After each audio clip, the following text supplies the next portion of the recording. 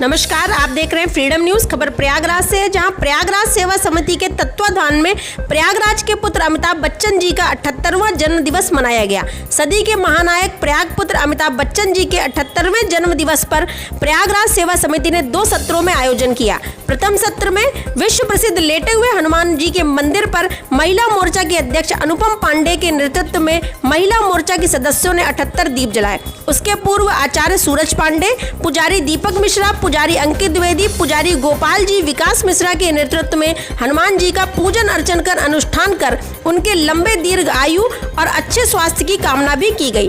दीप प्रज्वलन के पश्चात संगम विश्व धरोहर महाअभियान के संयोजक तीर्थराज पांडे बच्चा भैया ने कहा कि अमिताभ बच्चन जी प्रयागराज की आन बान और शान है और इस वैश्विक दुनिया में प्रयागराज भारत की पहचान है। हम सब संस्था के सदस्यगण अमिताभ बच्चन जी से ये आग्रह करते हैं कि वह संगम विश्व धरोहर महाअभियान को जन जन तक पहुंचाने में हमारा साथ दें।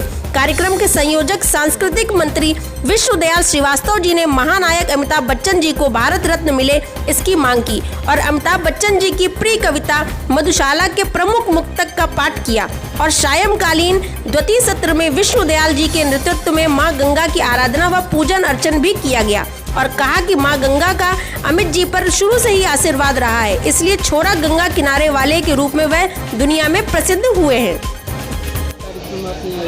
आज सदी के महानायक अमिताभ बच्चन जी के 78वें जन्म दिवस पर विश्व प्रसिद्ध लेटे हुए हनुमान जी पे आज 78 दीप जलाकर हम सब लोगों ने उनको उनके दीर्घायु और उनके अच्छे स्वास्थ्य की कामना की और आज के दिन इस संगम तट पर लेटे हुए हनुमान जी से आशीर्वाद मांगा।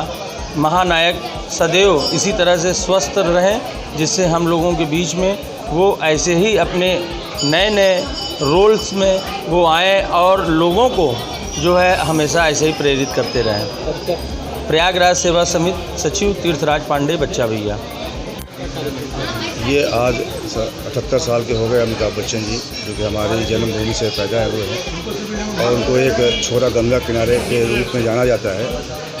और 1978 में जब उनकी चमक बढ़ी, चूँकि आज 78वां साल हो रहा है और 1990 तक बरकरार रही और आज भी बरकरार है, वो चमक दमक जो 90 तक बरकरार रही, तो हम उम्मीद और कामना करते हैं कि 90 वर्ष तक अभी तो हमारे बीच में रहें और उनकी दीर्घायु होने की कामना करते हैं। मैं राकेश श्रीवास्तव, फिल्म निर्देशक एवं अभिनेता। सदी के महानायक के 78वें जन्मदिवस के अवसर पर प्रयागराज सेवा समिति द्वारा 78 दीपों को जलाकर उनकी दीर्घायु के लिए कामना की गई और कुछ पंक्तियों के माध्यम से मैं उनको बधाई देना चाहता हूं। जिसका चेहरा चमकता है जैसे कि दर्पण, जिसकी बुलंद आवाज़ से होने लगता है कंपन, वही हैं सदी के महानायक श्री अमिताभ बच्चन। आप जैसे लोग शांत नदी की तरह बहते हैं, हर हालात में खुशी और गम दोनों सहते हैं, न घरों में न महलों में, बल्कि हम सभी देश प्रेमियों के दिलों में रहते हैं। बच्चन साहब को प्रिय है मधुशाला, उसकी कुछ पंक्तियाँ बोलूँगा। मैं तो कायस्थ कुलोद्भव में जन्मा, पुरखों ने इतना है ढाला, मेरे तन के लोहू में है 75% हाला, उस तैनी अधिकार मुझे है मदिरालय के आंगन में, मेरे दादा परदादा के हाथ बिकी थी मधुशाला। विष्णुदयाल श्रीवास्तव, सांस्कृतिक मंत्री, प्रयागराज सेवा समिति।